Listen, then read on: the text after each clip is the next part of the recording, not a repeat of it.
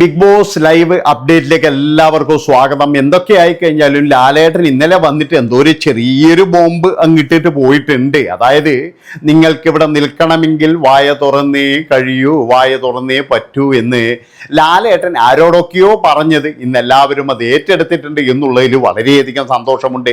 കാരണം മിണ്ടാത്തവർ കൂടി ഇന്ന് എന്തെങ്കിലും മിണ്ടാൻ വേണ്ടിയിട്ട്, എന്തെങ്കിലും പ്രശ്നം ഉണ്ടാക്കാൻ വേണ്ടിയിട്ട്, എനിക്കും ഒന്ന് പ്രശ്നമുണ്ടാക്കണം എന്നൊക്കെ പറഞ്ഞിട്ടൊക്കെ മുന്നോട്ട് വരുന്ന ഒരു കാഴ്ചയാണ് നമ്മളിന്ന് കാണാൻ കഴിഞ്ഞത്. നമുക്ക് ലൈവിൽ ആ രഹ്ന ഫാത്തിമ എന്ന് പറയുന്ന ആ LKG കുട്ടി വരെ ഇന്ന് മുന്നോട്ട് വന്നിട്ടുണ്ട് എന്നുള്ളതാണ്. സാധാരണ എന്ന് പറഞ്ഞു കഴിഞ്ഞാൽ സംസാരിക്കാൻ പോലും അറിയാത്ത, അല്ലെങ്കിൽ എവിടെയെങ്കിലും പോയിട്ട് കൊഞ്ഞനം കുത്തി കാണിക്കുന്ന, ഇല്ലെങ്കിൽ വല്ല ഡാൻസും ചെയ്ത് കാണിക്കുന്ന ആ ഒരു LKG കുട്ടി വരെ ഇന്ന് സംസാരിക്കുന്നുണ്ടെങ്കിൽ അതിനൊക്കെ എന്ന് പറഞ്ഞാൽ നല്ല ഭയം ഉണ്ടായിട്ടുണ്ട് എന്നുള്ളതാണ്.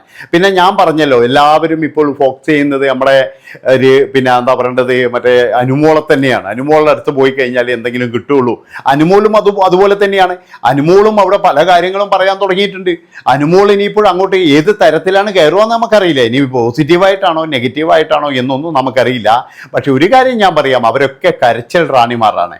ഈ കരച്ചൽ റാണിമാരെ നമ്മൾ അധികം അങ്ങോട്ട് പ്രോത്സാഹിപ്പിക്കരുതെന്ന് എനിക്ക് പറയാനുള്ളൂ. അതായത് ഇവരൊക്കെ കരഞ്ഞിട്ട് നേടാം എന്നുള്ള ഒരു കാഴ്ചപ്പാടുള്ള ടീമുകളാണ്. അവിടെയും അതുപോലെ തന്നെയാണ്. ഈ അനുമോളായി കഴിഞ്ഞാലും അതുപോലെ തന്നെ റെന ഫാത്തിമയായാലും ഇവരൊക്കെ എന്ന് പറഞ്ഞു കഴിഞ്ഞാൽ കരച്ചൽ മെഴുകൽ റാണികൾ തന്നെയാണ്. ഇനിയിപ്പോഴേ എനിക്ക് തോന്നുന്നത്, അതായത് ഇന്നലെ ശൈത്യ രക്ഷപ്പെടണം, അല്ലെങ്കിൽ ശൈത്യ ഇവിടെ വേണം എന്നൊക്കെയാണ് അനുമോള് പറഞ്ഞത്. പക്ഷേ ശൈത്യക്ക് അത്രത്തോളം സ്നേഹം ഉണ്ടോ എന്ന് ചോദിച്ചു കഴിഞ്ഞാൽ ഇല്ല. ശൈത്യ കിട്ടുന്ന അവസരത്തിൽ പാരവെക്കും എന്നുള്ള കാര്യത്തിൽ യാതൊരു സംശയവുമില്ല. ശൈത്യ ആണ് അടുത്ത നോട്ടപ്പുള്ളി എന്ന് കൃത്യമായിട്ട് ശൈത്യക്ക് മനസ്സിലായിട്ടുണ്ട്. അതുകൊണ്ട് ഇനി ശൈത്യം വരാനൊന്നും കാത്തിരിക്കുന്നില്ല. ശൈത്യം നല്ല രീതിയിൽ ശൈത്യമാകാൻ തന്നെ, അതായത് തണുപ്പല്ല, ഞാൻ പിന്നെ ചൂടാണ് എന്ന് അറിയിക്കാൻ തന്നെ തീരുമാനിച്ചിട്ടുണ്ട് എന്നാണ് എനിക്ക് തോന്നുന്നത്. പക്ഷെ അതിനുള്ള ഒരു സന്ദർഭം ഇതുവരെ അവിടെ ഉരുകിത്തിരിഞ്ഞു വന്നിട്ടില്ല എന്നുള്ളതാണ്. അനീഷിന്റെ കാര്യം പറയുകയാണെങ്കിൽ, അനീഷ് ഇപ്പോഴെന്ന് പറഞ്ഞു കഴിഞ്ഞാൽ ഇന്ന് സൈലന്റ് ആണ്. അതായത് അയാൾക്ക് കണ്ടന്റുകളൊന്നും കിട്ടാത്തത് കൊണ്ടാണോ, അല്ലെങ്കിൽ ലാലേട്ടൻ പറഞ്ഞതുകൊണ്ട് ഇനി ഏതു വഴിക്ക് നീങ്ങണമെന്ന് ആലോചിക്കുകയാണോ എന്നൊന്നും നമുക്കറിയില്ല. എന്തൊക്കെയായാലും ലാലേട്ടൻ പറഞ്ഞത് അയാൾക്ക് മനസ്സിലായിട്ടുണ്ടോ അല്ലെങ്കിൽ മനസ്സിലായിട്ടില്ലേ എന്നും പറയാൻ കഴിയില്ല. കാരണം ലാലേട്ടൻ കൃത്യമായിട്ട് പറഞ്ഞ എന്താണ്, മാരാറെ പോലെയും സാബുവിനെയും പോലെയും പോകണോ, അല്ലെങ്കിൽ റിയാസിനെ പോലെയും ആര്യയെ പോലെയും പോകണോ എന്ന് നിങ്ങൾ തീരുമാനിച്ചാൽ മതി. അതൊരു വലിയ ഹിന്റ് തന്നെയാണ്. വേറെ ഒരാൾക്ക് പോലും കിട്ടാത്തൊരു വലിയ ഹിന്റാണ്. അതായത് ഏത് തരത്തിൽ നിങ്ങൾക്ക് പോകണം ആ തരത്തിൽ പോയിക്കോളൂ എന്നുള്ള ഒരു ഇതാണ് കൊടുത്തിരിക്കുന്നത്. പക്ഷേ ഷാനവാസുമായിട്ടുള്ള പ്രശ്നങ്ങളും പിന്നെ എന്ന് പറഞ്ഞാൽ ഇന്ന് രാവിലെ തന്നെ ബിന്നിയുമായിട്ടുള്ള പ്രശ്നങ്ങളും മാത്രമാണ് ഇന്ന് ആശാന്റെ കയ്യിൽ നിന്നും നമുക്ക് കിട്ടിയത്. ഇങ്ങനെ ആശാനെയൊക്കെ നമ്മൾ നോക്കിയിരിക്കുകയാണ്. അതായത് അനീഷൊക്കെ എന്തെങ്കിലും തരും എന്നുള്ള പ്രതീക്ഷയിൽ. പിന്നെ നന്മ മരങ്ങൾ അവിടെ ഒരുപാടുണ്ട്. ഞാൻ പറഞ്ഞല്ലോ, രേണു സുധിയൊക്കെ എന്ന് പറഞ്ഞു കഴിഞ്ഞാൽ പാവം, ഒന്നും ചെയ്യാനില്ല. അതൊക്കെ പിന്നീട് ഒരു വീഡിയോ ആക്കിയിട്ട് തന്നെ നമുക്ക് എടുക്കേണ്ടി വരും. വാ തുറന്നു കഴിഞ്ഞാൽ ഇനി നെഗറ്റീവ് ആകുമോ, ഇല്ലെങ്കിൽ എൻ്റെ വീട്ടുകാർ എന്ത് വിചാരിക്കും, ഇല്ലെങ്കിൽ എനിക്ക് നാട്ടിൽ പോകാൻ കഴിയുമോ, അല്ലെങ്കിൽ ഇനിയിപ്പോൾ എയർപോർട്ടിൽ ഇറങ്ങുമ്പോൾ തന്നെ എന്തായിരിക്കും സംഭവിക്കുന്നത് എന്നൊക്കെയുള്ള ഒരു പേടിയോട് കൂടിയിട്ടാണ് അവിടെയുള്ള മിക്ക മത്സരാർത്ഥികളും കളിക്കുന്നത്. പിന്നെ മറ്റേ നമ്മുടെ ശാരിക എന്ന് പറയുന്ന ആ സ്ത്രീ എന്താണ് പറയുന്നത്, എന്താണ് ചെയ്യുന്നത് എന്ന് അവർക്ക് തന്നെ വലിയ തിട്ടമില്ല. വാ പോയ കോടാലി പോലെ, നിലാവത്ത് അഴിച്ചുവിട്ട കോഴിയെ പോലെ അവരിങ്ങനെ നടക്കുകയാണ്. അവിടെ പലരും ഇങ്ങനെ നടക്കുകയാണ്. ഓനിയൽ സാബുവിനെ ഞാൻ നമിക്കുകയാണ്. കാരണം ഓനിയൽ സാബുവിനെ എന്തിനാണ് ഇങ്ങോട്ട് കൊണ്ടുവന്നത് എന്ന് എനിക്കറിയില്ല. അയാളെ ആ ഓട്ടോറിക്ഷയിൽ തന്നെ തിരിച്ചുവിട്ടിരുന്നുവെങ്കിൽ ഒരു പറ്റേ ബിൻസി എങ്കിലും രക്ഷപ്പെടുമായിരുന്നു. ഇതിപ്പോഴും ബിൻസിയാണ് ഔട്ടായി പോയത് എന്നുള്ളതാണ്. ഏതായാലും ഇങ്ങനെയുള്ള ഒരുപാട് മരവാഴകൾ ഇപ്പോഴും നമ്മുടെ ബിഗ് ബോസിലേക്ക് കടന്നുകൂടിയിട്ടുണ്ട്. അക്ബർ വാ തുറക്കാൻ തീരുമാനിച്ചിട്ടുണ്ട്. കാരണം അക്ബർ കഴിഞ്ഞ ആഴ്ച മുഴുവൻ രേണുവിൻ്റെ മാപ്പിന് വേണ്ടിയിട്ട് മാപ്പ് മാപ്പ് മാപ്പ് തരൂ എന്നൊക്കെ പറഞ്ഞ് ഒരുപാട് പാട്ടും കാര്യങ്ങളൊക്കെ പാടിയിരുന്നുവെങ്കിലും രേണുവിന് അത് സ്കോർ ചെയ്യാൻ സാധിച്ചിട്ടില്ല. അതിൻ്റെ വീഡിയോയും ഞാൻ പിന്നെ എടുക്കാവുന്നതാണ്. അപ്പോൾ ഞാൻ അക്ബറിൻ്റെ കാര്യം പറയുകയാണ്. അക്ബർ നല്ലൊരു മത്സരാർത്ഥിയാണ്. പക്ഷേ പലപ്പോഴും എന്ന് പറഞ്ഞാൽ പതറിപ്പോന്ന ഒരു കാഴ്ചയാണ് ഇപ്പോഴും നമ്മൾ കാണാൻ കഴിയുന്നത്. അക്ബറിന് എന്തോ ഉള്ളിലൊരു ഭയം കുടുങ്ങിയിട്ടുണ്ട്. അങ്ങനെ പോവുകയാണെങ്കിൽ, അതായത് ഞാൻ ഇനി വെളിയിൽ പോയി കഴിഞ്ഞാൽ നെഗറ്റീവ് ആണോ എന്നുള്ള ഭയം അവിടെയുള്ള ഓരോ മത്സരാർത്ഥികൾക്കും കൂടിയിട്ടുണ്ട് എന്നുള്ളതാണ്. അതാണ് നമ്മൾ ചിന്തിക്കേണ്ട കാര്യങ്ങൾ. അതായത് ലാലേട്ടനാണ് ഇവരുടെ ആകെയുള്ളൊരു തുറുപ്പിയിട്ട്. ലാലേട്ടൻ്റെ മുഖത്ത് നിന്ന് നമുക്ക് വായിക്കാം ഞാൻ നെഗറ്റീവ് ആണോ പോസിറ്റീവ് ആണോ എന്നുള്ളത്. ആദ്യം തന്നെ എനിക്ക് ഇവരോടൊക്കെ പറയാനുള്ളത്, നിങ്ങൾ എല്ലാവരും ഈ സ്വാർത്ഥത വിടുക. അതായത് ഇവരൊക്കെ എന്ന് പറഞ്ഞു കഴിഞ്ഞാൽ അങ്ങ് ഇറങ്ങി കളിച്ചു കഴിഞ്ഞാൽ വേറെ ലെവല് തന്നെയായിരിക്കും, പക്ഷെ ഇറങ്ങി കളിക്കത്തില്ല. ഇവരെല്ലാവരും എന്ന് പറഞ്ഞാൽ തൻ്റെ ഇമേജുകൾ കൃത്യമായിട്ട് ശ്രദ്ധിക്കുന്ന ഒരു ടീമാണ്. അതുകൊണ്ട് ഇവർക്ക് അങ്ങനെ ഇറങ്ങി കളിക്കാനും കഴിയില്ല. മറ്റുള്ള സീസണിൽ നിന്നും വ്യത്യസ്തമായ ഒരു സീസണാണ്, 7ൻ്റെ പണിയാണ് എന്നൊക്കെ പറഞ്ഞിട്ടുണ്ടെങ്കിലും ഇതുവരെ അവിടെ ഒരു 7ൻ്റെ പണിയായിട്ട് കിട്ടിയതായിട്ട് എനിക്ക് കാണാൻ കഴിഞ്ഞിട്ടില്ല. അതായത് ഇതൊക്കെ എന്ന് പറഞ്ഞാൽ വളരെയധികം എന്താ പറയുക ശോകമായ അവസ്ഥയിലൂടെയാണ് പോകുന്നത്.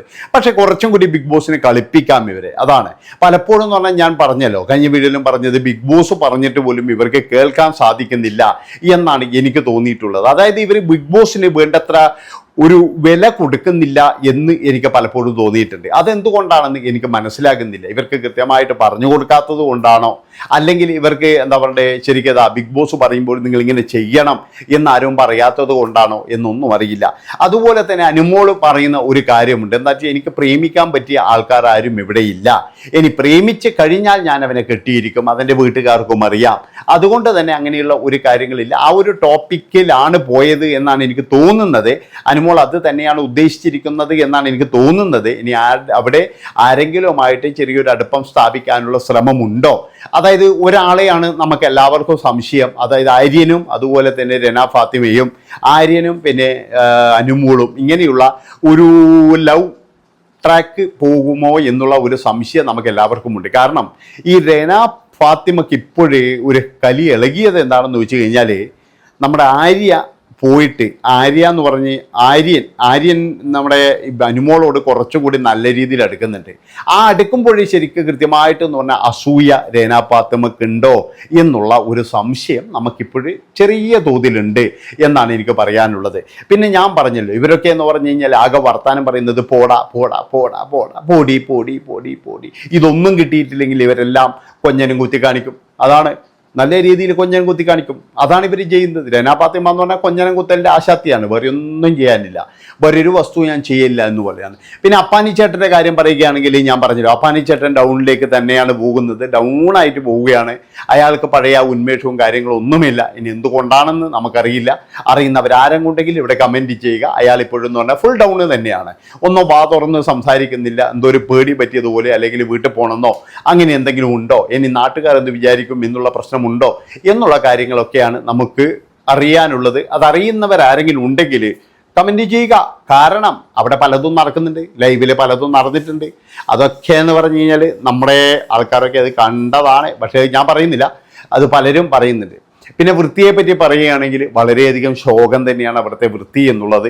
കാരണം വൃത്തി ആർക്കുമില്ല. അവിടെ ചില ആൾക്കാരൊക്കെ എന്ന് പറഞ്ഞാൽ എനിക്ക് വൃത്തി എന്നൊക്കെ പറയുന്നുണ്ടെങ്കിലും അവിടെ ഒരാൾക്ക് പോലും കൃത്യമായിട്ട് വൃത്തിയും അനാരം ഉണ്ട് എന്ന് എനിക്ക് തോന്നിയിട്ടേയില്ല എന്നാണ് എനിക്ക് പറയാനുള്ളത്. ഏതായാലും ഇത്രയും പറഞ്ഞുകൊണ്ട് ഈ ഒരു വീഡിയോ ഇവിടെ വെച്ച് വൈൻഡപ്പ് ചെയ്യാണ്. ഇഷ്ടപ്പെട്ട് കഴിഞ്ഞാലും ഇല്ലെങ്കിലും നിങ്ങളെല്ലാവരും എന്ന് പറഞ്ഞാൽ ചാനൽ സബ്സ്ക്രൈബ് ചെയ്യുക, അതുപോലെ തന്നെ ഒരു ലൈക്ക്, ഒരു കമൻറ്റ്. നന്ദി, നമസ്കാരം.